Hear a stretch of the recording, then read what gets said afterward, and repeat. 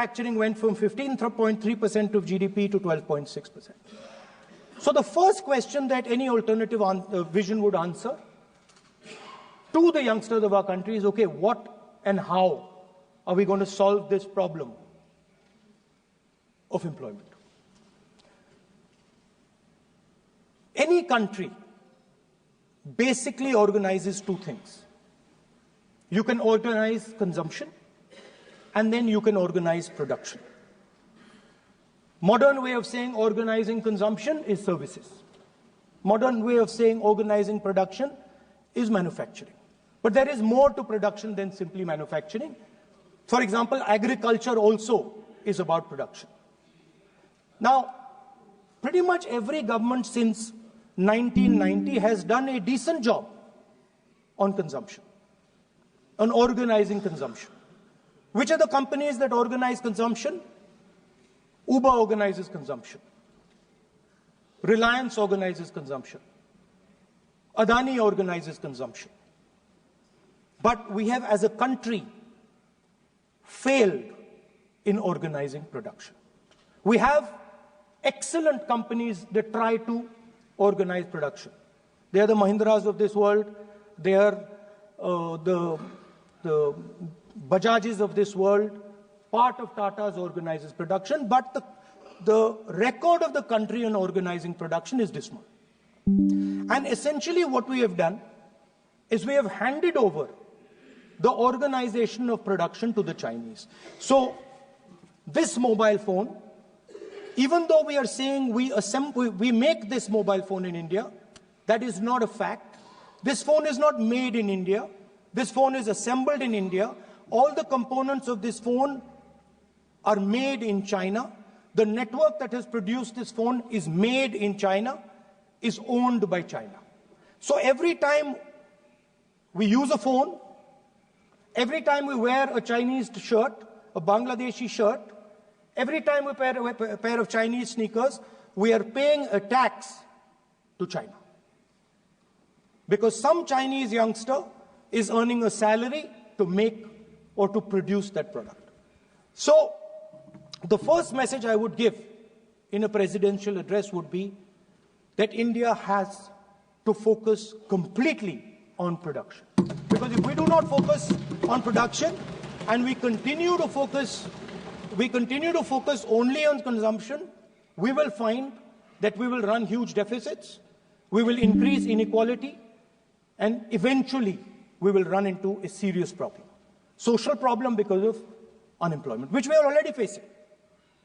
If you look at the numbers of the amount of people who are in jail, if you look at the numbers that are spent on internal security, if you look at the numbers spent on our police forces, they're all spiraling.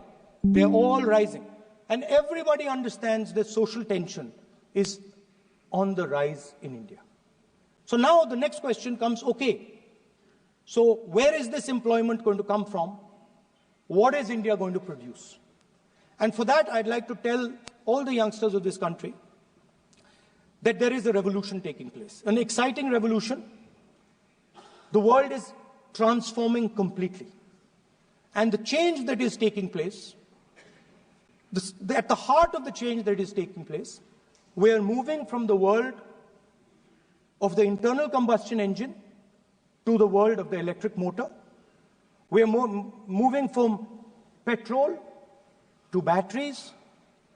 We are moving wind, solar, potentially nuclear energy. So our entire way of moving is changing. And this is going to change every single thing. It is going to change warfare. It is going to change medical treatment. It is going to change education. It is going to change how we eat. It is going to change every single thing. Now, the last time there was a revolution called the computer revolution, the government of India had a clear focus. We looked at that revolution.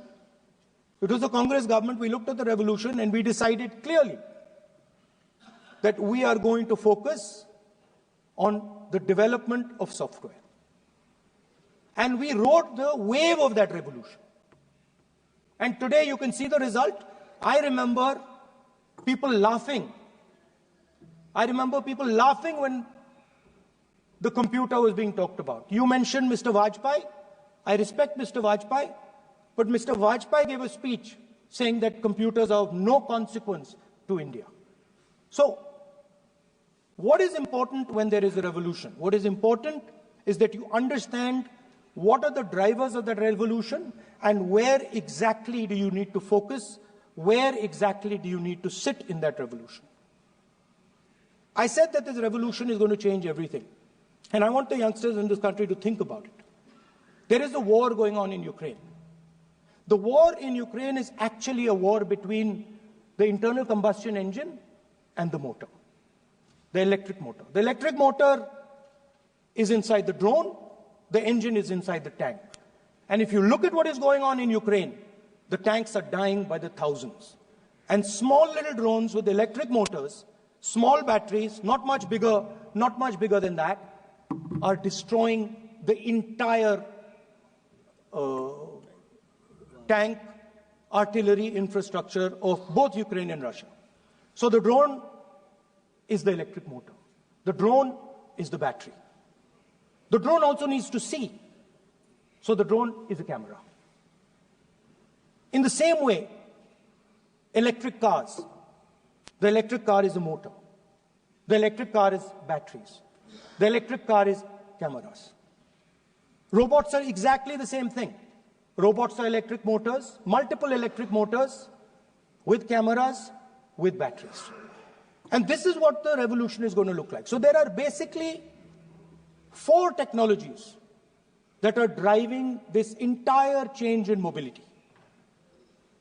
Electric motors, batteries, optics, and then on top of that, you can apply AI. Now people, I want to tell the youngsters of this country, people talk about AI.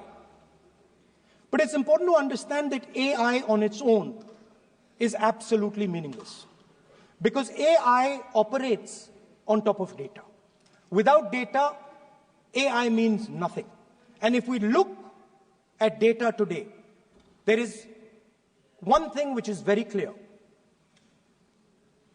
Every single piece of data that comes out of the production system in the world, the data that was used to make this phone, the data that is used to make electric cars, the data that is used to make basically all electronics on the planet today is owned by China.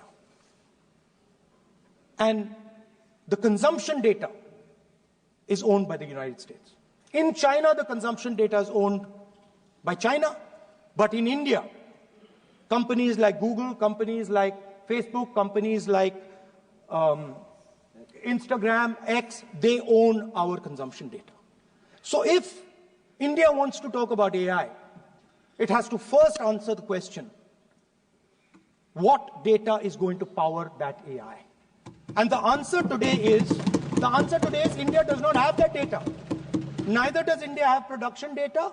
Neither does India have consumption data. We have handed our consumption data to the big American companies, and the production data we don't have anyway. So what would that vision look like? The first thing, we would start getting youngsters excited about this revolution. We would start to introduce the idea of a completely new way of moving, a complete revolution in how things move.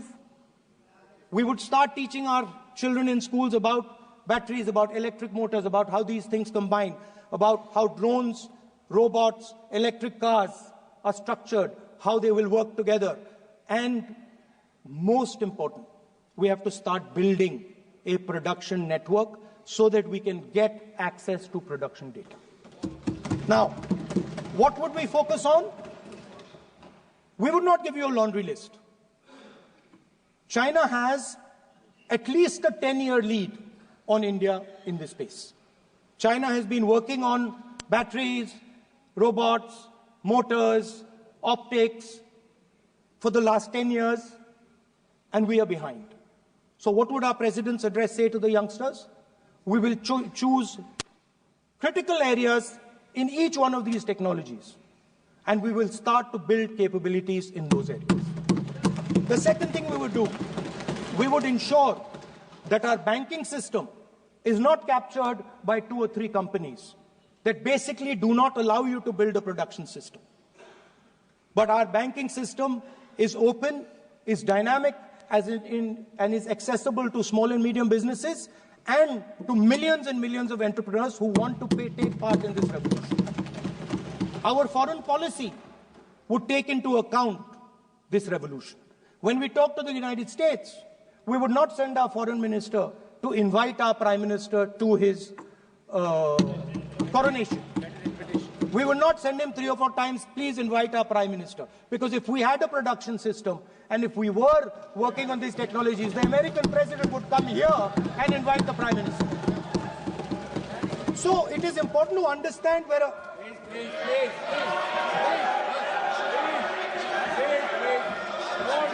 Without foreign policy.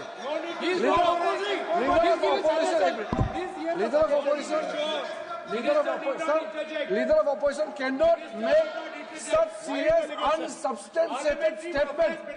This is related to the relation between 2 countries.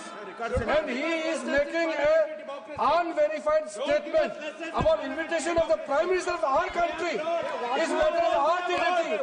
How can you make such kind of statement? He is leader of opposition, sir. He should be responsible in making such statement. Sir, LOP is giving us very positive suggestions. Why they are worried, sir? For the country, he is giving. Leader of opposition has the information from any official source. He must inform the House. If leader of opposition has the information, please inform the House. Okay. Who has told you that foreign ministers visited for the purpose which you have mentioned? You must specify it. So, I'm sorry that disturbed you, that question. I apologize for disturbing your peace of mind.